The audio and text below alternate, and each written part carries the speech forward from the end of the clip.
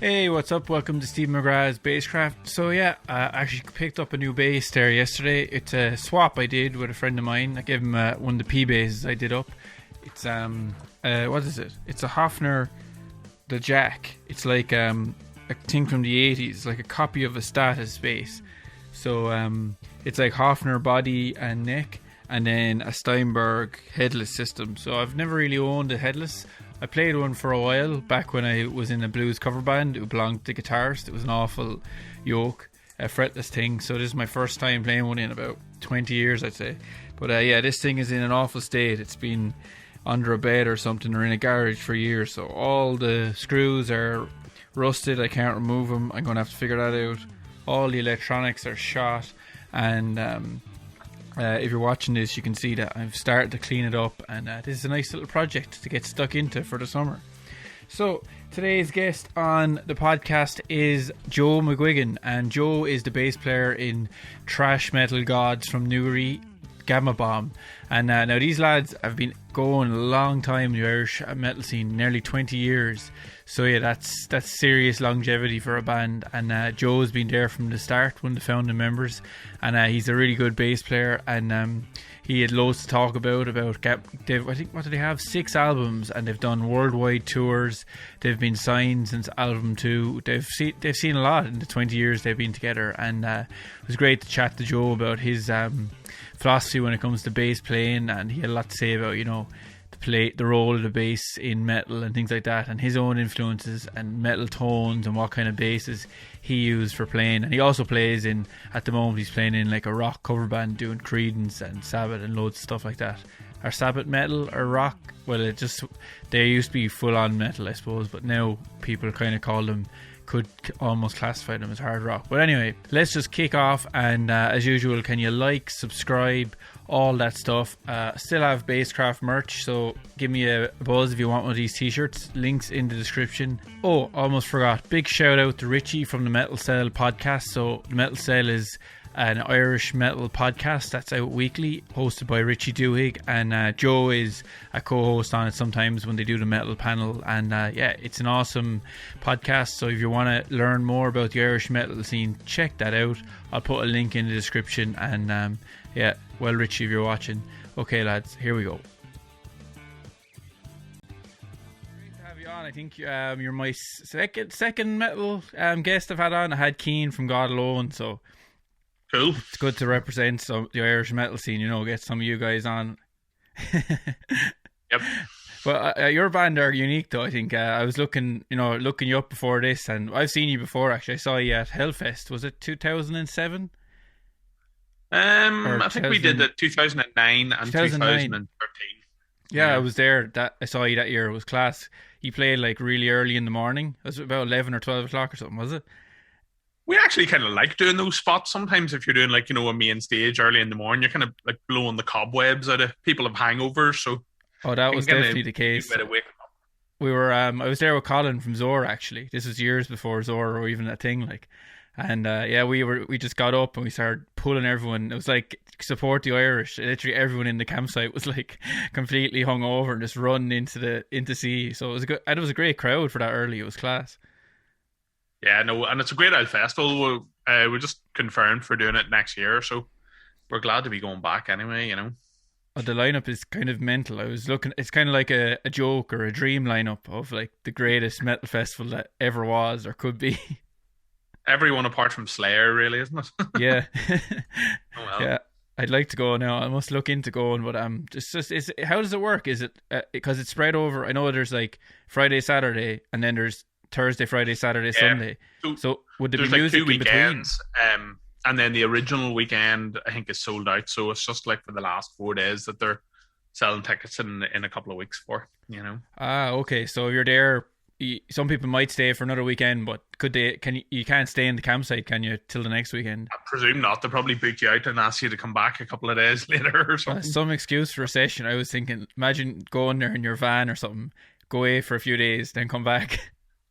I tell you what, I'm not bloody fit for it anymore. Like, I couldn't do 5 days on the trot. I'd be sitting wanting to curl up in a ball on the sofa. You have to festival smart. That's what you got to do. when I'm at the picnic, I have a really good parking space that I can get into the venue with my own drink in about 10 minutes. But when I get up in the morning, I can get to Super Value for like fresh bread and breakfast in about 20 minutes. So it's like that's how you do it smart, and survive the hangover. When we used to do electric picnic, we bring a big massive vat of stew in the back seat of the car, and then you could sit about and like you would always have a load of stew sitting there to pump you up for the next day, Yeah, I bring the gas cooker. I'd be cooking in the back of the van in the car park. Does the job. But I never saw you at the picnic. I'm surprised to hear that there was a metal band at the picnic. Cause... Oh no, we didn't play. We just went go as punters, really. My cat is annoying the frig out of me here. Yeah, have to go on. All the pets are like that. They're like, oh, is the red light on? Now I'll come in and annoy them. No. Yeah, it's because my guitar is sitting in his favourite spot, so he's letting me know. He'd probably just knock it over just to be a bollocks. So I'll just knock it over, break the headstock.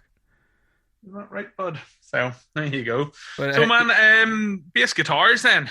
Yeah. Well, we could talk about anything. It don't have to be all bass guitars, but I suppose you're most known as the metal bass guy. But do you play other genres as well, or is it mainly metal that you stick to? No, I play bits and bobs, other stuff. Like me and a couple of guys around lockdown set up a kind of just cover band doing 60s and 70s stuff. So doing lots of Creedence Clearwater Revival and, stuff like that. Jimi Hendrix, loads of 60s stuff and all that kind of blether. But it's a bit of crack. You know what it is? It's just like without gigs or, there's not really any reason for Gama Bomb to be rehearsing. We don't have a drummer really, a full-time drummer at the minute. So it's kind of like, it's nice having something to do outside of metal, to sit and keep on top of your chops and stuff like that, And do you completely change your tone? Because it's definitely the modern metal tone suits metal perfectly. But if you were to dial in like a more old school tone, it just get lost completely. So do you change your sound for doing this more classic rock thing? No, I should really. So I should. Like it's just kind of like it's like a load of Creedence songs with like like Duff McKagan or Lemmy type bass tone. There's a big plank, plank, plank, plank kind of sound. But well, I do like there's some tunes really. I think a lot of it's in your hands. Like if it's a sort of mellow Hendrix song and stuff, like you're nearly better just playing it lightly instead of like messing around with your settings more. Are you playing like with the plectrum as well, like you do in Gama Bomb, or mix it up? I use my fingers for playing with playing other stuff as well, and I do use my fingers occasionally with Gama Bomb, but it's just like I don't know, man. For ages I was trying to get the Billy Sheehan technique, like he was like talking about how you can do perfect 16ths with every finger, with your 4 fingers, and but like you have to basically start every time you're doing 4. There's a new dominant finger, so it's going like 1 2 3 4 1 2 3 4, and I just couldn't do it. It sounds like a lot of work for a technique that you mightn't use that often, or just use a plectrum. You'd be flying on the 16s. I know, that's it. Like, but yeah, I don't know, man. Like, I think there's definitely a lot to be said for both. I don't really understand people who have either a Nazi approach to either. Like, I think it's like if you want to play with the pick, grand, or if you don't want to, grand. It's not like I don't think there's any wrong or right way to play those kind of parts.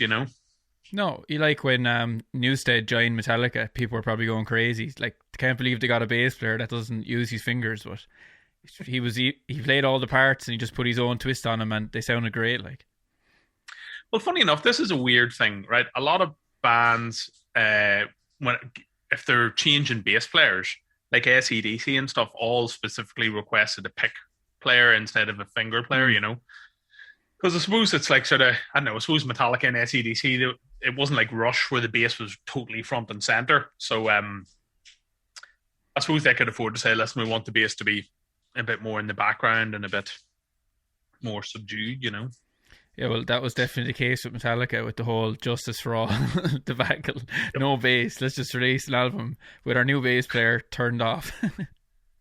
Yeah. And like I think like they probably like right enough, I think there was a thing where like basically the frequencies that the bass would be in, that had all become property of James Hetfield's guitar sound, so it's like his guitar sound completely fucking you know, it encompassed all that. So the bass sound would have had to be like super, super bassy or something even to slightly break through. But they said they were all like, you know, taking loads of coke and stuff, and they don't even remember why they thought it was a good idea. It's just it just happened. You know? It can go either way. It's like when Black Sabbath were taking loads of coke, the album sounded great and they came out great. So it's a kind of throw the dice, isn't it, with that kind of stuff? Yeah, absolutely. Because there's some Megadeth albums that sound great, you know, with them on drugs, and then there's other ones that sound really crap. And they're like, oh yeah, they spent all the money on drugs, and you're like, oh okay, that makes sense, you know. Maybe sometimes it's a convenient excuse. That album sounds terrible. I don't remember that at all. Funny enough, man, I was reading Lemmy from Motorhead's book, and like at the end of every chapter, he's like, oh yeah, that album didn't turn out right because, you know, X, Y, or Z. He's like, oh, the producer was a wanker or something, like, you know. So there's always a story, like. Yeah, there is. I know with Gama Bomb, you had a producer for all your albums, but you did a self-produced on the new album, did you? Yeah. Basically, our guitar player Domo has done a lot of engineering and stuff for the band for Donkeys, and you know, he was the one even back in the day when we started out. When he joined the band, that's when we started doing like proper demos for songs and all. But anyway, so he's got us all onto Pro Tools over the last couple of years, and it just kind of made sense with the lockdown. James, the guy who played drums, he was living over in Poland, working for Vader and Decapitated and all that. And he just, like, we sent him the demos and stuff, and he sent us the completed drum tracks, and they didn't need edited or anything. They were just, like, totally perfect. So it made it way, way easier than, like, you know, once you have these perfect drum tracks, it was really, really easy just to start working on rhythm guitars and bass at home, you know. But like, to be honest, like, as much as like I'm really glad we can do it, it is a bit of a pain in the arse doing these things on your own. Like, I would way rather be in a studio with a producer or an engineer, you know, if possible. Yeah, even taking away the technical side of things of them helping you with the drum parts, it's nice to have that extra voice to tell you if a piece of a song is shite, or lads, that solo is 10 times too long or something. And, you know, like, we did all the vocals, like, through with this fucking mad bit of a gear where basically you could monitor it and, like, sing, and all the WAVs would end up on our guitar player Domo's computer. So, like, it was weird being able to monitor all the vocals in real time, say, right, we need to do this again and stuff. Whereas the bass wasn't. It was just, like, send off bass tracks and then get, like, criticism back, you know, like, do this better.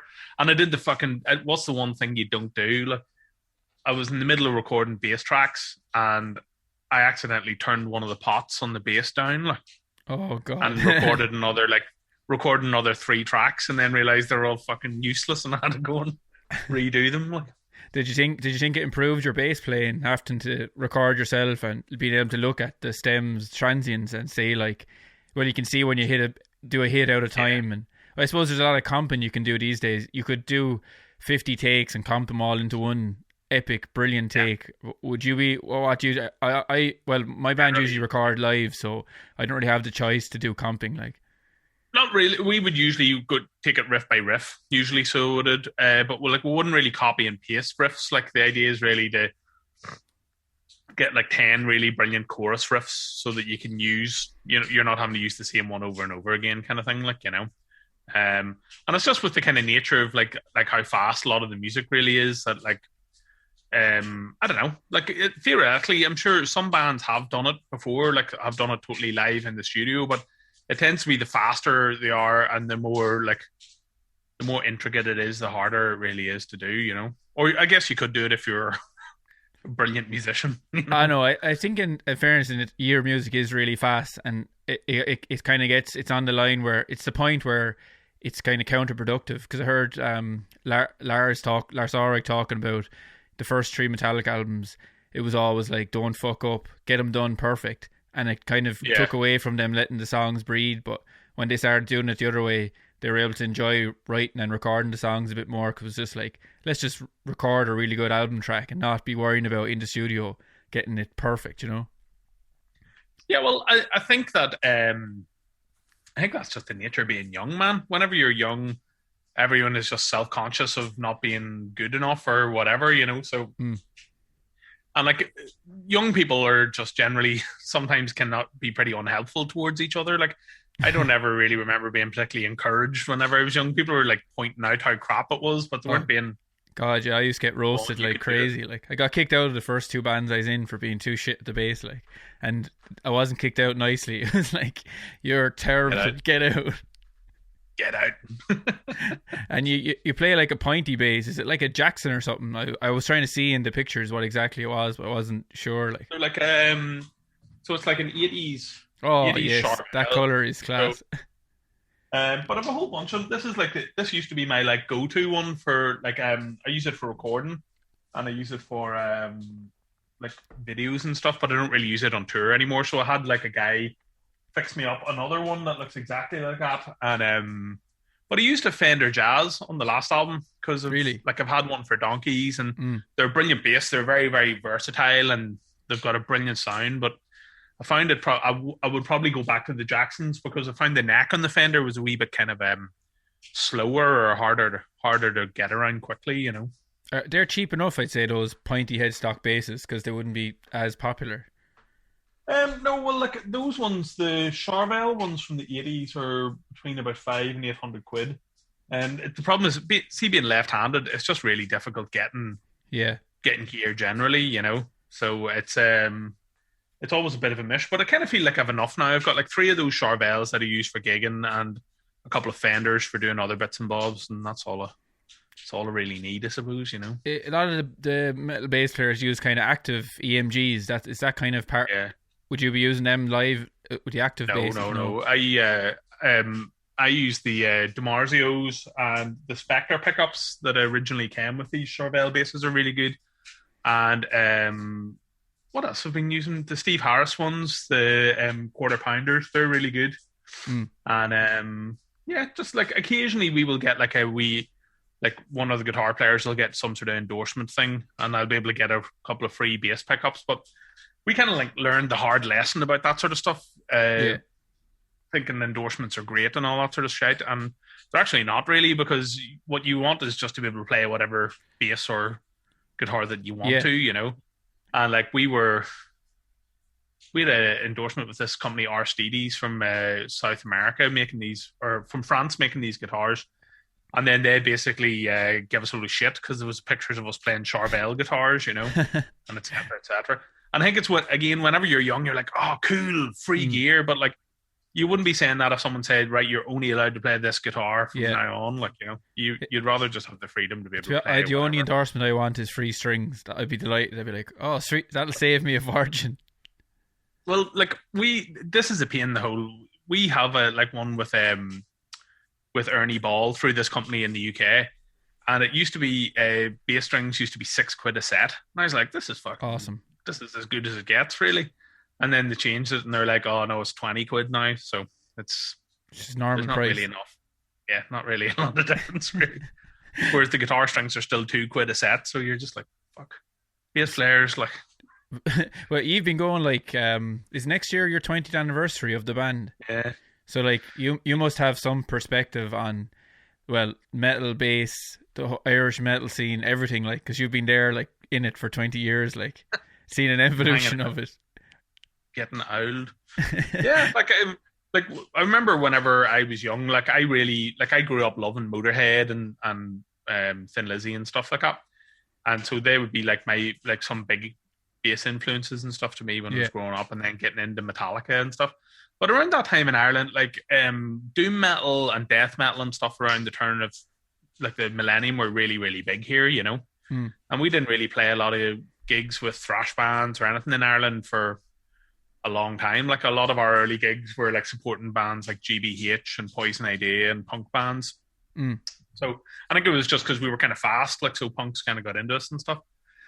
But yeah, so there was a lot of like around then it was people were really into SVT heads and like, you know, Rickenbacker basses and just like super Sabbathy type of gear, you know, which is class. But again, like whenever you're young, you just can't afford any of that sort of stuff. Like I remember that was the biggest thing until maybe like 2010, just like struggling to get good gear or like struggling to even know what kind of gear you were after, you know?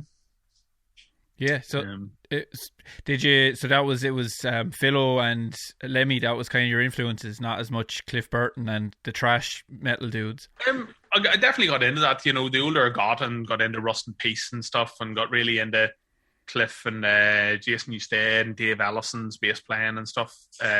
Really, especially for pick players, they were like all very, very influential.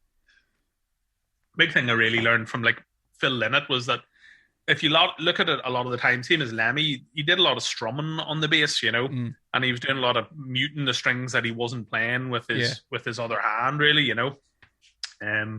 which is definitely something I think, like, this hand will like obey your orders, like, whatever your fretting hand, your brain is telling it what to do. Whereas I really find that like your picking hand, or if you're playing with your fingers or whatever, that's really where 90% of the personality in your playing really comes from, You kind of do that figure of eight motion sometimes with your picking hand. Some people like they'll keep it going, but they'll only bring it in to hit the strings at certain points. Yeah, I've been working for ages on my Pete Townsend, spinning my arm around. Haven't quite got it yet though. So. Yeah, you'll get there. Yep. But I was thinking, because you were coming on and you're the first thrash metal bass player I've had on, like, how do you deal with like a lot of kind of reductionism in like people's attitudes to that kind of music? Because I'm thinking from my own perspective, I'm in a blues rock band and we all have beards, so people see us with three lads with beards, it's ZZ Top. Or they see me with a wah pedal, hey, you like Cliff Burton. Yep. Was it hard for you coming up to be like get out of just people saying, you're just playing like Kill 'Em All Metallica? Because people, they like to be able to pinpoint things, and like their only point of reference would be like the four big thrash metal bands, and same with us, their only point of reference is like beards and blues rock, your ZZ Top. Yep. Was that something you came up against a lot at the start? Like, yeah, I suppose so. Like, and especially with people who you find like people who are into punk music or blues or other sorts of stuff are a lot more accepting of, like, they'll take a band at face value. They're like, oh, it's like a metal punk band, cool.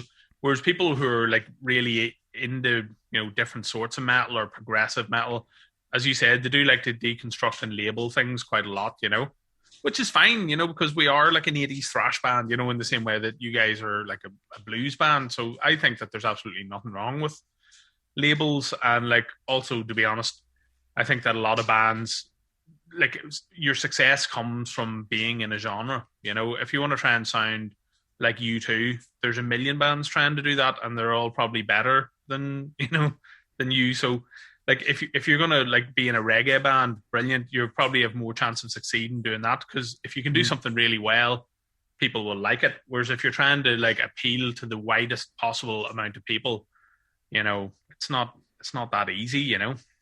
It kind of comes down to like, U2 is a good example. There's not exactly a cult of people who want to listen to U2 music. There's just people. There's the U2 fans that like U2, but like there's people that like blues and want to hear more blues. And there's people that like trash, want to hear more trash. Exactly. And like, that's the kind of thing, is that like, if you have songs that sound like Gary Moore, Gary Moore fans are going to be on board with that. And it's the kind of same with us. Like, we have some songs that are like Anthrax, so people who like that. The weird thing is that sometimes, like, as you said, if you have a beard and you're playing blues, people will automatically associate ZZ Topisms to you that aren't there, Oh, totally. Like, someone could watch your gig and say, oh God, yeah, all your songs are about cars or something. You could say, well, they don't have any songs about cars, They just assume, because they've already labeled you as ZZ Top guys, that it must be the whole package, the whole fandango. Yeah, like with you guys, you haven't mentioned Metallica being a big influence, but people would assume because you're a trash band. But there's so many other trash bands, isn't there, like that people wouldn't be aware of apart from the big four? Like, it's a huge musical genre. Like, there's loads of bands releasing albums. I think the thing is, it's probably the same as blues in the sense that like a lot of people's entry bands are the same. So like, I did get into Iron Maiden and Metallica and Ugly Kid Joe or whatever in the early 90s. But like, it's, same as whatever the blues bands have got you into the blues. It was probably down the road that you started listening to Jeff Healey or whoever, I actually came out the other way. I used to be in a metal band, and then I was living in Cork, and a guy wanted to make a band, so he gave me loads of Buddy Guy and BB King and all that stuff. So then I heard the blues. I was listening to metal before that and jazz and stuff. class. Yeah, like metal can be sort of limiting sometimes in terms of that sort of stuff. I think it's brilliant as a base to go and get into other music, but sometimes it can, same as punk music, it can sort of swallow people up a bit too much, or they become less accepting of, listening to ABBA or whatever other stuff that they should be listening to, And do you guys, you stick in the thrash genre, or do you ever try? Well, I heard, I think, like, I wouldn't know as much about thrash as, like, say, Richie from the Metal Cell. Give him a shout out. But I was listening to the new album, and I was listening to, well, I'm a big Mastodon fan. I don't know, was I hearing some Mastodon influence on, was it Shere Khan? There was like a cool chorus, almost had that kind of sound. Well, you know what it is? It's probably the other way around. So, like, it is like Shere Khan is a very 80s song, but in a kind of more Dio kind of direction. So, like, I presume that it's like Mastodon are influenced by Dio in some parts or whatever. I wouldn't really know a lot of their stuff, but yeah, I think like we used to just be like only fast songs and you're not allowed to have slow parts, and now I think it's a bit more acceptable really to have a few chuggers on each album, but yeah, we're not really, I don't know. We've always said that like our idea of progressing and stuff is to try and write better songs and stuff instead of trying to write 7-minute songs, because people don't want to hear 7-minute songs about the Turtles, like, I love the way you do your solos. It's like, here's a solo, but it's gone before you can even think about getting bored of it. It's like it just zips in and then it zips out. That works really well in all the songs I've listened to. Yeah, I think it's important, man, not going too overboard with that sort of stuff, because like I love, a lot of power metal stuff, but I think they can get a bit carried away. And whenever you get into that Malmsteen territory, I think the solos do start losing their effect, because it's just like you're just going up and down the notes and up and down and stuff. I think it is better to have like 20 or 30 seconds or have the music change to try and make the solo sound better. And like I've seen Malmsteen a few times before at festivals and stuff, and he's always kind of been crap. Like there's been big giant wall of Marshalls with one wee drum kit in the corner, and he's just standing there. And you've heard a blistering solo. You've like, I've heard enough now. I'm moving on. Yeah, and it's the same. Like Raven are one of my favorite bands, and their bass player is an amazing bass player, John Gallagher. But like they have a 10-minute bass solo as part of their show every night. Look, and it's just hard. I think like it's cool if you're going to see like I don't know, fucking some amazing session player or someone like, what's the guy who did all the Paul Young albums? Was it Tito Puente? Pino Palladino. Yeah, Pino Palladino, sorry. Yeah, like that sort of thing, great. That suits a 10-minute solo. But like, if you're at a metal gig, it really is just people are going to go to the toilet immediately, aren't they? Like, what kind of bass solo is it? Because there's a few types. There's the one, well, in rock music, I suppose Gene Simmons was one of the people to kind of make this a thing. He'd play a lick, pentatonic lick, go, whoa, the whole crowd cheers. Then he does it again. This goes on for ages, like, or is it a kind of a technical, more No, it is technical, and he uses like sort of Taurus pedals and like he's an 8-string bass and stuff. So he's like, it's a really cool, like kind of Cliff Burton-esque in ways, kind of bass solos. But at the same time, I think it's really hard, even if it's a guitar solo or anything, to hold people's attention, especially if it's a metal gig in this kind of, you're playing in a club. Like maybe if you're playing in Madison Square Gardens under a spotlight, it might be different or something. But it's definitely an acquired taste. And I think the weird thing is it's only 80s bands who still do it, Yeah. Modern bands, even really technical bands like Sixth or something like that, they generally don't want to show off their chops in any way apart from what's in the song, Sure, even if you look at like Slipknot, when they came out, everyone was kind of disparaging of them. I know I was kind of on the fence. Who are these guys with masks and stuff? But behind it all, there's like these amazing. Well, it was obvious if you listened, these guys could play the guitar seriously, and they kind of showed that off later on when they started doing solos and stuff. But it was like that they had these chops, but they weren't there just to show them off, like. Yeah, and like you know what, I think they were probably a very good influence on a lot of those other bands. I suppose like Lamb of God and stuff. They really they showed that you could make really aggressive heavy metal music that didn't have to have lots of guitar solos and that kind of thing in it. And when it comes to like the endurance of playing, like other metal bands kind of, they mightn't be playing releasing as fast albums anymore, some of them anyway, but you guys are like intense, and you hear some bass players saying they can't do that fast stuff anymore. Do you ever find having a problem like with your hands ratting, or do you think you'll be able to do it till you're like 90, just shuffle on and do a Gama Bomb? I think you have to warm up the old hands. Like I find that like if I don't like do a significant amount of warming up with a picking hand, it will get cramps and stuff. And it's just bad habits as well. Like generally, the more that I'm playing from my elbow and stuff instead of playing from my wrist, I'll get like, acid retention in my hand and all that sort of stuff. So I try and be aware of it and do some warm ups or even like press ups and stuff before doing the gig to try and stop your arm from getting too sore. But it's not like I always feel sorry for like drummers. Our drummer like quit there last year. Yeah, I saw that. Like, yeah. It's like I think it's just insane. Like the hi-hat hand of doing 16ths of just doing this all night. Like for fucking, it's hard work. Do you think it's sustainable, like for someone to drum in that style for for as long as they want? Because obviously I could be playing blues like till I can barely. You could roll me on the stage and give me my bass and I could pluck away. Yeah, like I don't really see, like I guess Metallica and they're nearing their 60s now, but then like Lars Ulrich has a dude who rubs his arms and like does all that kind of shit for an hour before they play. So it is definitely possible. And again, it all depends. Like, would Charlie Watts still be able to play all his parts if he was playing for the Who, instead of the Stones? Probably no, not. Like, it's very chilled out as well. He has amazing technique, which has held to him in like his whole career. Like, oh, he's fantastic, and like they're one of those bands, kind of like you frequently hear people ripping them out or ripping out his chops and stuff like that. But sure, I think he's an amazing drummer, and like he's one of the classic sort of behind the beat type players, really, isn't he? Look, he's brilliant. I've seen them live. They're fabulous live. They still sound as good. It's not like you're just going to tick a box and say, I saw the Rolling Stones, I can go home now. The show is still class. Like, yeah, they do. They put a big massive effort into their gigs and stuff for the age they are, and like I really appreciate that in bands like Maiden or another band like that. I know they're a lot younger, but like for whatever you're paying for the ticket, there's a lot of it up on stage. You get a lot of bang for your buck. For especially for dudes in their 60s. Sure. It's kind of admirable that they're willing to like dedicate their life that much to performance. Sure. Doesn't Steve Harris have a new side project, British Lion?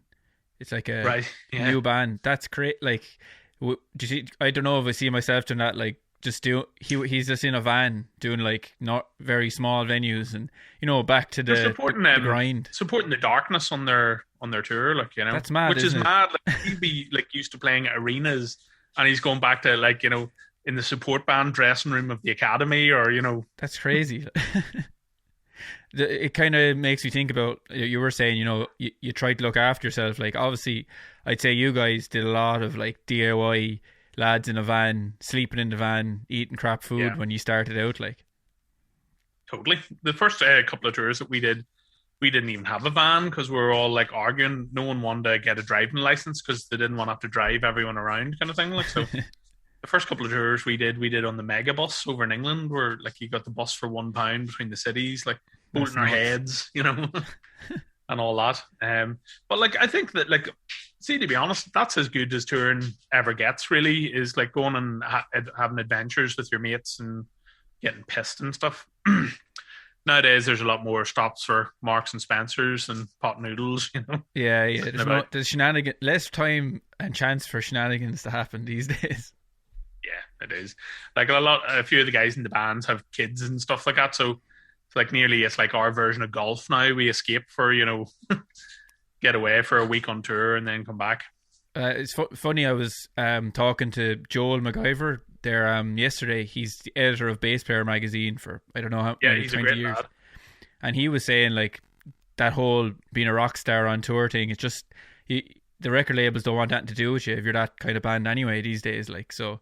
You guys got old at the right time, older at the right time, because people don't want to work with you if you're doing that stuff these days anyway, because the margins are so tight. Like, you can't afford a band to disappear on the piss and miss a tour. Like, No, and like again, that's probably one of the things that like a lot of bands get signed because of being proactive. You know, if a label sees a band or gigging loads and self-releasing, they've got their own merch, they're going to say, "Great, well, this is way less work for us." You know, this band have already got their shit together, so it's easier to.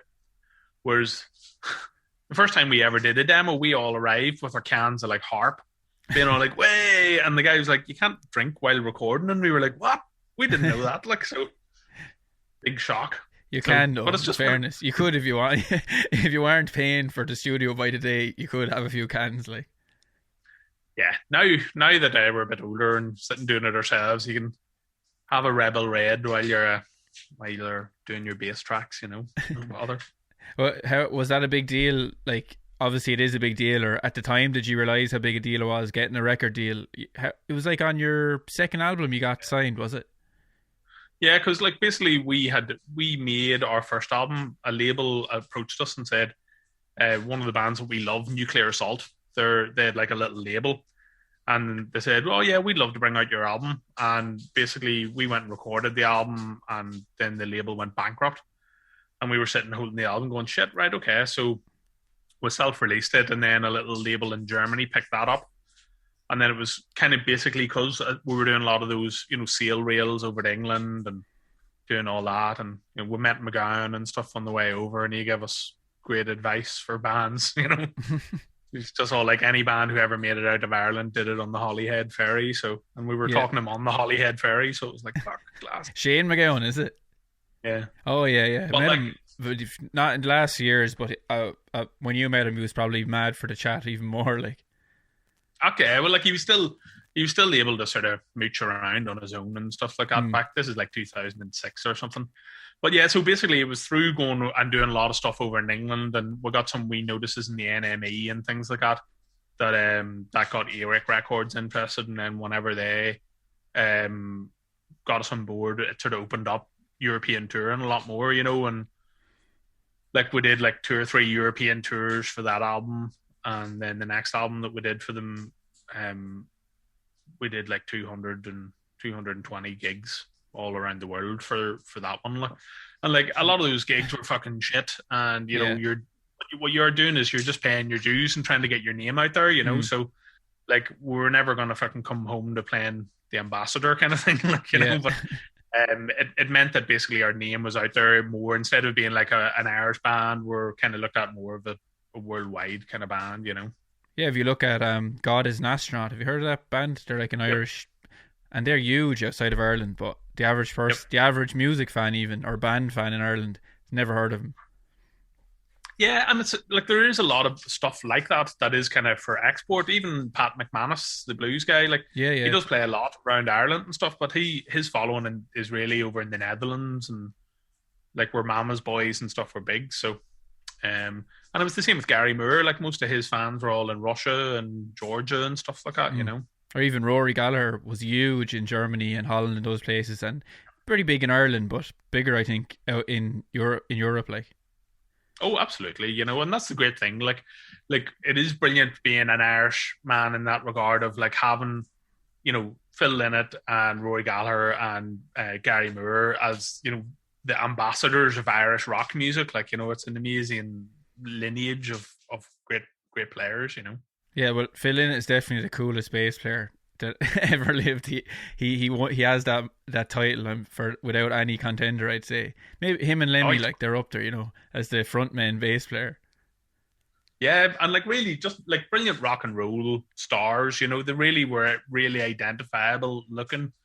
And like it's probably, I'm trying to think what was the last band who had a bass player who were like big, like Wolf Mother. Is that what bands, like, well, I suppose like what are they called again? Who don't have a guitar player? Royal Blood. They're probably that band, but not really rock. They're good, like they're good, yeah. But it's not. He's not a rock star in the style of Lemmy or Philo, like. No. And like I think I would like Royal Blood a bit more if they had a bit more of a kind of like there was a bit more bass soloing and stuff going on. It is a wee bit kind of like the riffs are too sort of White Stripesy for me in places, you know. And sometimes, sure, with the effects and the octave up pedal, it's like very guitar sounding almost. when the riffs and stuff, it can be it's in the guitar territory sometimes. Yeah, it definitely is. Which is okay, but it definitely, whenever it's all fuzz bass all the time like that, it stops becoming bass guitar, when it is just really you're playing riffs, along with the drummer. And do you use effects at all in the band? Just a Sans amp. So just use that from a preamp, and that's pretty much it, really. Like, I used to have a compressor and use that, but like, I really think that the sound of, like, as long as you're using a decent tube amp, like, that would be the other thing, really. Like, as long as, not to say that like valve state amps are shit or anything like that, because there are certainly good ones, but tube amps are the way to go. Yeah, well, for a bass on tour, like when you have a tube amp and valves, it's just can be they break a lot. Like, so for me, it's I just get solid state, and because I've blown up loads of amps. I've 5 broken Trace Elliots, so I stopped using them. It's absolutely fucking, like, I blew all the tubes in my head there about a year ago because I had set my head up and plugged in the cables at the back, but one of them wasn't plugged in properly. It was just inserted. And about 20 minutes of it being not connected properly to the cab, and that was it. They all went. So are you solid state now, or will you stay with the tube amps? My tube amp stays in the garage, and it never leaves the garage, basically. So usually whenever we're going on tour, if we're supporting somebody, they'll be bringing the back line, or, if we usually try and figure that into our deal. So the 2 guitar players in the band now are using the Kempner amp profilers, the pedal or the heads or whatever. And they sound great. They sound exactly like the kind of... now, I don't think they're necessarily very versatile, like, as in, like, you can program them to do a whole bunch of different things, but, like, it's really... It is super handy having the exact album tone, on a USB to put on. Now, apparently the bass ones are grand as well, but we'll just be using cabs and those, and I'll use, like, an SVT or whatever they're going to rent, Yeah, they are class, but I'd just be like, good luck fixing one if it breaks on tour. Like, it's just a circuit board or something, or someone spills beer on it. Like, it's game over. Yeah, and like they are a very sensitive bit of kit like that, and like, if you're saying that's one of the reasons why, tube amps are a pain in the ass, because the tubes keep breaking on the road if you go over a bump. I would say it's exactly the same story with the Kempners. They're easy to have problems with, But touring must have gotten easier for you and the guys over the years, like, since you moved up the ranks. Like, it must be more comfortable now, like getting food and all that, and proper transport. Yeah, like, there's still sort of, like, as I said, generally it's about what the crack you're having is. If the crack is really good and everyone's in great form, you don't mind being in a van for, like, whatever. Or if you're going in a van around, Spain or Mexico, then it's totally grand. It's just kind of like doing big grueling, like 15 UK tours in the rain in a van and stuff. But like, we would generally, like, if we can afford a tour bus or whatever for big long things, we would. But I think the last tour we did that was like 3 or 4 weeks long is probably like a few years ago. Like, we'll do like a week or two and then do festivals and then do a week or two kind of thing, because, as I said, like, it's hard to juggle normal life and playing in a band, because even if you were in Testament, you would still be making less money than you would be if you're doing any job, like, it's like, package Tesco or anything, like, you'd be making more money than being in a band. Like, sure, your man from Testament said he was getting 120 quid a gig when they fired him, the bass player, like, and he was a founding member, so. And like he said, whenever he filed with the IRS at the end of the year, they were like, don't worry about it, you're not making enough money to have to pay that. So yeah, that's it. Or even if someone saw like a band's revenue for the end of the year and it was 60 or 70,000 euros, they'd be like, wow, you guys have made it. Like, well, split that between 4 people and see how much money you can live on. Like, yep. So like, that is really the issue with a lot of rock music, is that unless you've moved up into that kind of bracket of making like several grand a night on, your guarantees, i.e. more than $1.50 or whatever, it's not as financially rewarding as it used to be in the 80s or the 90s and stuff. And that's not necessarily just because of CDs not being there. I think a lot of it is to do with the cost of everything going up, you know. Mm. So, But you're a band is always kind of taking risks when it comes to, or at least you tried to stay on the zeitgeist of what's going on, because you're one of the first bands ever to release an album for free, like, and it was even on the cover mount of Metal Hammer, like as a free giveaway, like. Have you always been kind of a business conscious? You were one of the driving forces behind that. I was reading some quotes online. You were kind of talking about the whole free, giving away the album free thing. Yeah, well, like it was definitely something that like we were Radiohead fans, so we didn't do it first. Radiohead definitely did it before us. Like, but like we we talked Eric into it. They had said that they had wanted to try something like that to see how it would work out, and in some ways it worked out great, and then there was other things like some shops wouldn't handle it, just because they said, "Oh, we didn't like that." Like what was it called? Walmart in America. They said that they wouldn't stock the CD. So, but yeah, like I think you have to try and read the audience. Like, and that's the weird thing is that your audience changes over time. You know, like a lot of people probably started out listening to us whenever they were 18 and stuff, and now those people are, you know, like in their 30s probably. So. It's about trying to relate to people and realizing where people are moving. So for a long time, yeah, like downloads was a big thing. You wanted to have your download music up for download for free. And then after that, like YouTube was a big thing. And like it was all about trying to get onto YouTube and stuff. And I think a lot of our fans now are just sort of Spotify or buying vinyl kind of people, you know. Like it's harder to get people who are in our demographic basically to go and watch videos and stuff now, because they're like us. They just want to sit and listen to it on Spotify or on. I like your lyric videos. You know? I think your band is perfectly suited to the lyric video, because sometimes I can't hear what the singer is saying because it's going so fast. But then when you're watching the lyric video, it's like, this, like you have a song called Super Cops, and I was like, I was listening to it on Spotify, and I was like, is this like they're gone political? Is this about some serious topic? And then I saw the video, I was like, oh no, it's another kind of, your lyrical themes are usually kind of jokey stuff, but you have some serious like songs as well, social commentary. But yeah, you know, and I think that's just like, you know, doing stuff with punk bands and stuff, and like, I don't know, like I think as well, it is a bit of it annoys me sometimes with bands that I really love, you know, or you know, get political, but also, you know, I think like if something's wrong, you should speak up about it, you know, and like we've always had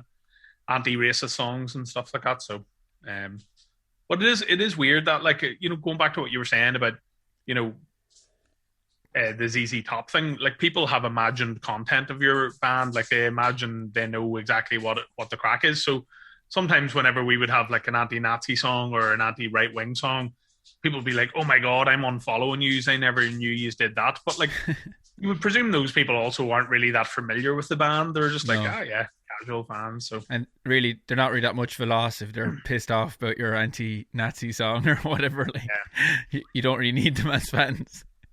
Imagine getting stuck in a corner talking to that guy at night for an hour, like at a gig. Yeah, that mightn't be as fun, really. Getting a lecture, getting a load of spit in your ear. Yeah, like I think sometimes people don't really realize that on the internet, that, you know, outside of the internet, the real world is going on, and it doesn't really matter if you don't like a song or don't like a band or whatever. You know, it's not the end of the world. No. And in terms of your bass playing, have you ever been a kind of studious bass player? Like, do you have a practice routine, or do you just pick it up when you feel like it? Because everyone is different. Like, I've had fellas on here, some of the most prominent session players in Ireland, and they just pick up the bass when they feel like picking it up, and that works for them. Like, myself, I have kind of a regime. I like to practice every day or try to keep it up, like, you know. I find like jamming twice a week with the band, the cover band, and then working on Gama Bomb demos. I definitely play the bass like for an hour every day. Well, like maybe 5 days a week or something like that. So I definitely feel I'm usually on top of what I'm doing, but I always sort of try and put in a bit of extra homework whenever it comes to getting ready to rehearse or getting ready to record or getting ready to tour and stuff. But like, honestly, like apart from doing like little scales and stuff like that I would usually do to warm up before doing a gig, 90% of it will be doing like, you know, like just holding the neck of the bass like that, and like just trying to work on the strumming hand, you know. because I find that like the more you can do that and the more you can get into it, the easier whatever it is you'll want to be. And like I'm pretty much a stickler for using the 1 mil picks as well. So it's like Funny the enough, I heavier just ordered the, a whole pack from today. These ones have one in my hand. Where's my camera? The Jim Dunlop kind of nylon ones, is it? Oh, right. Yes. Yeah, I just ordered a load of them today because I started using them. I was like, wait, they're way better than the hard ones. I'm using these ones here. So I am at the moment. The only problem with the ones I ordered, they're Pick Boy, and for some reason, like I give lessons to kids, like, and they always lose their plectrums, but these Pick Boy picks have marijuana leaves on them.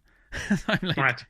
I can't give like a 9-year-old kid this plectrum, and he goes home, and his father's like, who gave you that plectrum? Like, but they don't. Beardy guy. Beardy guy. I was like, but they don't actually sell any plectrums without marijuana leaves on it. I think that's ridiculous marketing. Maybe they're just like, listen, anyone who's going to be playing the bass, you know, with a pick this size is going to probably want to smoke. So, but did you ever get into like the theory? Are you into that side of things?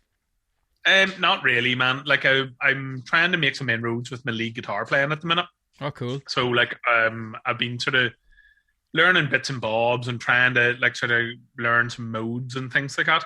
But generally on the bass, like I think I suppose by the time I sort of got to like, you know, playing for about 10 or 12 years, around 2012 or 13, I started really sort of understanding where all the notes were. Well, like up until the 12th fret really on the bass, or the ones that I was using commonly. So it made playing a lot easier. And I do try and make wee progressions every so often, but I don't think I'm ever going to be able to like play endless walking bass lines. You know, I just don't have the memory to memorize something like that, you know.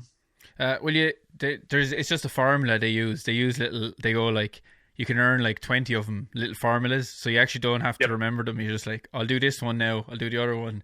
Hey, I'm not very good at either, but that's how they teach it usually. Like, but yeah, to really be good at it, you have to understand it, and it becomes like a language. Like, but the modes are class. That every bass player can learn so much from the modes. Like, they're really interesting when you start hearing it in your ear, like what the different ones sound like. Funny enough, I'm doing some recording with there's like a friend of mine's daughter has got like a punk band, and they're trying to do their demo and stuff. And the bass player was saying like, yeah, I really want to put like a bass fill in like this. And I was like, right, the number one place you shouldn't put it is at the end of this verse or whatever, or the you know, the start of whatever, because people always write them like that, and then what ends up happening is when they're finishing the song, there'll be a vocal noise over it, or there'll be, you know, a guitar scrape. Like I used to do like bass things like that, and you'd always have over the top of it and you couldn't hear it. So it's like try and find somewhere interesting where there's a hole in the singing. So if there's singing, find a hole where you can do it, and then that's the best place, you know. Yeah, or you can, well, in Steve Harris is really good influence. He does a lot of kind of harmony. He harmonizes a lot, doesn't he? Like, he'll be going up the neck, what contrary motion they call it, isn't it? So the guitarists are going down, and he'll actually be going up, and that would that influence you, that kind of stuff that Steve Harris does? Yeah, well, like, and like specifically that kind of thing, you get that quite a lot in Megadeth, and like obviously they got it from Steve Harris, like, you know. And it just tends to be like those little like bass licks that are ascending up like 2, 5, 7, 9 or whatever up the neck. Like, but I don't know. Like, I think a lot of that though is like, it's more, you're moving sort of away from like the playing the bass, and it's just more the bass's job in the band, or the bass player's job in the band, you know. And like, I think that was the great thing about Steve Harris, is that like he doesn't really have any backing vocals or anything like that. So like sometimes if the guitars are doing some sort of cool harmony, his job is just to try and keep, you know, a bit of the song still going, or add a different flavor to it, you know. Yeah, and you do sing as well. You're like the backing singer in the band, aren't you? Yeah. So I was trying to figure out, listening to the albums, like, which are you the guy? Are you the low voice that does the kind of the chorusy bits? Yeah, the kind of Dave McStein kind of vocals. But like I'm happy. Like, I think that's probably, I would say, like, songwriting and backing singing is equally as much as my job as being a bass player, like, in the band, like, you know. I suppose like there's some fantastic bands out there with really, really complex bass lines in them. And like I suppose our stuff in some ways is complex, but I sort of feel that like a lot of my responsibility is trying to sort of steer the song in the right way, like in terms of like heaviness or like backing vocally, that kind of thing, like, you know. And does it affect your, I suppose, the bass line? It definitely does. The bass lines you write, because you know you're going to be singing. Because if you listen to Tin Lizzy on record, Philo actually plays completely different bass lines live. They're quite simplified compared to the records. Like, but I'd say you play the same thing live and on the records. For the most part. Although there's some occasionally what'll happen is like you'll come up with a cool part or whatever. Like we have a song called Kurt Russell, and there's like a bit in the middle of it, like a wee sort of bass breaky kind of part, like.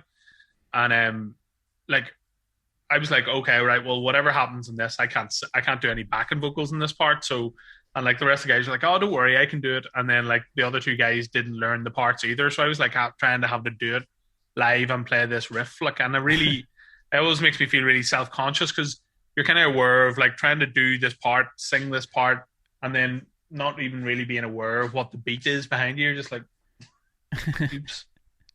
So I tend to try and make it sort of a bit more simple if it's parts where there's lots of singing for me to do, you know. And your singer had vocal trouble, so you ended up doing the vocals for entire gigs before, didn't you? Yeah, we've had those sort of things just because like acting the leg basically was the problem at the start. So like you go into like playing Hamburg and then going out in the Reaper band, getting pissed and like singing Tom Jones at 4:00 in the morning in pubs, like. So that's how he lost his voice originally, like. And then he had like lingering problems over the course of a while, and whenever he went to go and get the surgery, they basically said that he couldn't make any noise for 2 weeks after the surgery. He just had to sit and be quiet. And then he went to like an opera singer and started trying to learn how to sing formally and stuff. And it did his voice the world of good and stuff. And like it probably helped me as well in terms of like being able to sing full gigs and stuff. It means that like you can do as much as you want, like, you know. Well, how did you feel like going out, having only done backing vocals before? Was it a big deal, like having to do the whole gig, or did you just take it in your stride? It's actually happened, man. It's like it happened once or twice back in the demo days, and then it happened once or twice in like 2008, 2009. And then again, whenever he hurt his throat, like, so I'd always done it. Like, I kind of felt sort of as if there was an emergency, I could kind of do it, you know.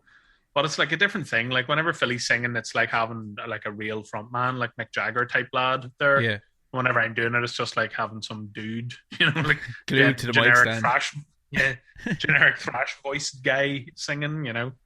And I think that's the big problem with a lot of metal that people don't even really realize is that singing can be very, very off-putting for people who are like not really necessarily fans of you know, if you don't like sort of metal, or if you're not like super into it, a lot of the like extreme vocalists or boring vocalists can just throw people off. Like if every band had a singer like Steve Tyler from Aerosmith, you know, there'd probably be a lot more people interested in it. Yeah. You know? People's voices can be like Marmite. Like I'm a huge Smashing Pumpkins fan, but my girlfriend doesn't. Whenever I play them in the car, I'm like, she's in a band herself, so I'd be like, listen to this song, it's brilliant, but she can't get past Corgan's voice sometimes. Like, really? God, I've never thought of his voice as being particularly like divisive either. Like, you know, big. Even when I was starting out in bands, people, the band I was in, we wanted to do a few covers, but the other guys in the band didn't like Corgan's voice. But I like it; it suits the music perfect. Yeah, no, I would be generally a big fan of the Pumpkins. Like, I really like Zwan as well. Whenever he did that kind of album, it was pretty good. Probably not as much. Have you bothered with any of the stuff they've done since getting back together? With not really, but I'm only getting back into them now. You know the way you have all your teenage bands, then you forget about them for about 10 years, and I'm kind of listening to them again, and I'm kind of I'm really amazed by how awesome the guitar playing is, the solos, the riffs. I kind of forgot how good they were as guitarists as well as songwriters. Like, oh yeah, like especially like when we were growing up, Gish was like a really, really surprising album, kind of like the first Manic Street Preachers album. Like, as in there was a lot more rocking going on than you would have thought they were. Like, I had no idea that like Billy Corgan was such an amazing lead guitar player. Really, yeah, you know, class. And he did most of that, didn't he? Like James Aya didn't really do an awful lot of the soloing on Gish. It was only later on that he started getting into it. Yeah, they're really weird solos as well. Like I was trying to learn one, and it was kind of unusual, which is great. It's what you want from a good lead guitarist. Like it's his own style. Like absolutely. And so, is there any sign of gigs coming back down your side of the country yet? Then, or no, not really. Like we've a tour in the UK in November, 2 weeks. Might be doing a few Northern Ireland shows in August, and that's it. There'll be there won't be a single show down here until like October maybe, which is not. When's the UK tour in November then? It's the first 2 weeks in November. Like it's for the whole place. Like we do a lot up in the north in England, but we always play in the 100 Club in London. Have you done that venue before? I would love to though. They've loads of metal bands there. They have all types of bands. It's not exclusive to any genre. They've punk nights and ska nights, blues every Tuesday. It's one of those venues that have always like been like, man, I would absolutely love to, It's like a museum. When you go in, they've framed pictures of all the acts. So you have like, oh god, Dizzy Gillespie, Metallica, Sex Pistols, Rolling Stones, Eric Clapton, literally everyone for any genre has played there. It's pretty awesome. Like, no, I'd absolutely love to. The reason I was asking is because we have a UK tour from like November 5th to 15th or something like that. So maybe we'll meet you for Burger King somewhere on the Queen's Highway. Definitely, yeah. Can't beat the Burger King. But yeah, you should kind of also get into the 100 Club because it's small. It's very accessible. Like it hasn't changed though, which is cool about it. There's I'd love to, man. Like I think every time we played in London ever has been in the Underworld, like for the last 10 years anyway. Is that in Camden? Which is grand. Like yeah, like it's a grand venue and stuff, but I would absolutely do it. Like my dream would be to support somebody at the Hammersmith Odeon and like do that. Like it's always been like one of those venues that I'd love to play in, or like Cork City Hall or whatever like that. Yeah, we did in Brixton. We played. Is it the Windmill? Have you heard of that venue? It's run by a guy from Donegal, and there's 3 Rottweilers live on the roof. There's a flat roof over the bar, and there's three Rottweilers live on the roof. And when you're going in, you like see them. They're looking at you, and he has his signature beer, and it's the 3 dogs on it. It's absolutely mental venue. Like it's kind of famous in London. Class. It's a real kind of spit on the floor, like sawdust kind of job. Like DIY. He doesn't really involve himself in the music. He's really sound guy, but he lets one of these venues where the guy running it doesn't get involved with the music. He lets the people on the scene locally run the gigs, and it just works perfectly that way. Class. So are you going back on tour soon? Is writing on the horizon? Hopefully, we're supposed to have like a European tour in September. But don't know. But it's just kind of so hard to tell, man. Really, like someone else, like Arch Enemy, announced a tour around the same time. So I think it's surprising. Like if other bands are announcing tours and stuff, I think there is maybe a chance of it happening. But I know the numbers in Germany are high, and they haven't really figured out what the vaccine passport's going to be. If you're going to need to have a different vaccine for entering each country, or even have a test for entering each country. So bit of a pain in the butt. Yeah. And like the other thing is really is sort of the closer it gets to the time, the more expensive it really is to sort of pull the whole tour off, And is it headline tours you mainly do now, because you've done a lot of support tours in the past, or is it kind of a bit of both? No, like it's who we're supporting Next Order, who are like an American band on the European run, and then we have a headlining tour in the UK in November, and we're playing like a festival in Leeds and stuff on that tour. So, because but then again, like our booker in England was showing us like how much support bands got paid 40 years ago, and it's pretty much the same as what you get now. Like, so maybe it's different in the metal scene. Like, it's tough. It's a tough slog being a support band sometimes, like, because the pay can be terrible. Like sometimes, like things, you'll just get an attractive offer. Like, so the tour that we were doing in Europe, it was like a kind of like, we'll give you X hundred a night to do this tour and supply the back line and the tour bus and pay for the petrol and pay for your flights and stuff. So you just get on the bus and we get a rider and stuff. So But like we've done tours where like supporting Sepultura where it was 50 quid a night. Look, That's crazy. and like that's And what Andrew would say that to be like that's the industry standard was 50 quid a night. Would well, it depend. Our broker was also telling us about some guy did a tour with a big band and he was getting something like you said, 50 quid. But it just so happened that the people that follow this band, they love buying merch. Particularly in the blues rock world, people buy a lot of merch. So he was doing a solo support slot and selling a rake of CDs every night, and he came out of the tour like laughing. Like, would you find that on those tours that people would like the support bands, like be responsive? Absolutely, like it can be the difference between life or death, because a lot of the times, as whenever you're in that support position, like if you don't, like we can negotiate basically all that kind of stuff now, and like insist on this like 48 beers and 10 vegetarian dinners or whatever it is we want. Whereas whenever you're like in a younger position, you can't really do that. It's just sort of difficult. And we've done tours where like the venue have said, 20% of your merch tonight is going towards the venue, or 35%.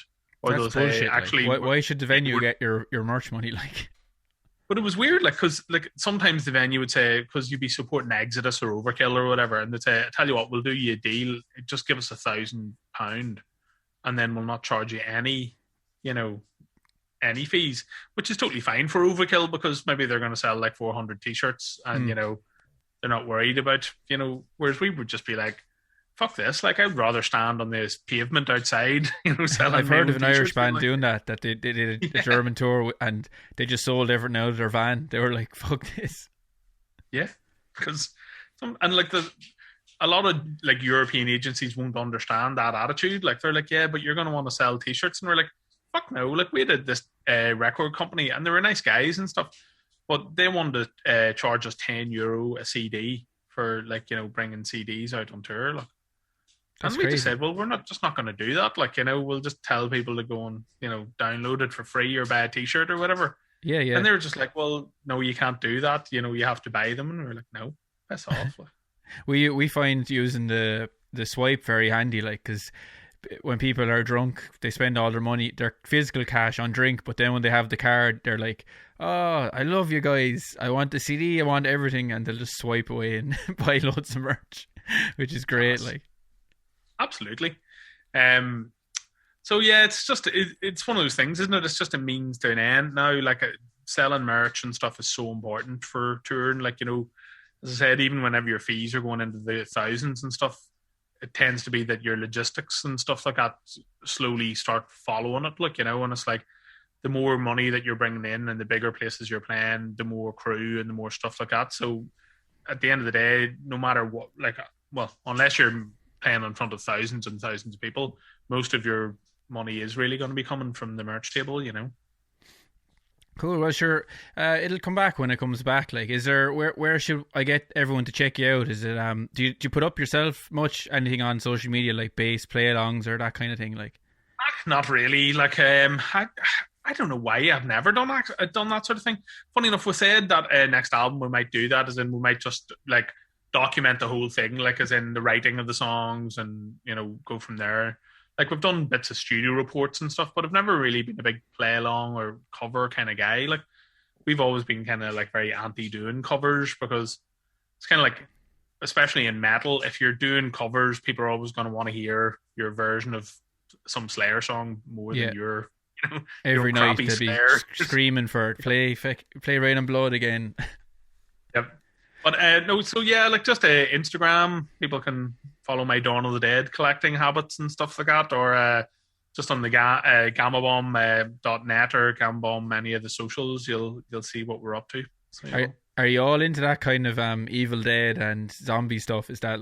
Yeah, kind of. Well, like some of us differently. Like Philly, our singer, is a big Indiana Jones fan, so he collects a lot of Indiana Jones toys and Star Wars toys and stuff like that, and everyone's got their own nerdy crack going on. Really. Well, I love the art for the new album. It's your man that did the art for like some of those films, and it looks absolutely class. And like he's done a couple of them for us, and he's a really really great artist. But I know it's kind of like with metal like that, it's easy to get pigeoned into the horror thing, isn't it? Like we've done like sort of couple of like kung fu themed albums and stuff like that. That's why we wanted to do like a nautical theme on this, because you're like, like Iron Maiden or whatever, where eventually it'll be set in space or it'll be, set in the pyramids. So like, there's a spoiler: the next album will be fucking pyramids in the front of it. Pyramids in space, maybe. That's a concept album, is it? The new album. There's kind of a team running through it. The Sea Savage. Yeah, but like. Yeah, but like we were definitely aware, like Maiden, like with Power Slave and stuff, where it's a concept album, sort of like in the sense that there's a couple of tunes that are about it, and then the rest of it is just about, John Connor from Terminator 2 or whatever other crap were. Yeah. You like the 80s films anyway, all those 80s action films? Pretty much, like, yeah, just like we be big, like kind of, a lot of the stuff like Italian horror movies and action movies and like even like Chinese and Japanese rip-off movies and stuff, we kind of really like them because we kind of feel a bit of an affinity, where it's like, American thrash bands are the fucking Avenger movies, and we're like the kind of like, what was that fucking horrendous Irish kung fu movie from the 90s? Deviation. That's us. Like that's the Gama Bomb equivalent in cinemas. Fair enough. Right, well, cheers. Thanks a lot for coming on, and yeah, sure, best of luck with the upcoming tour.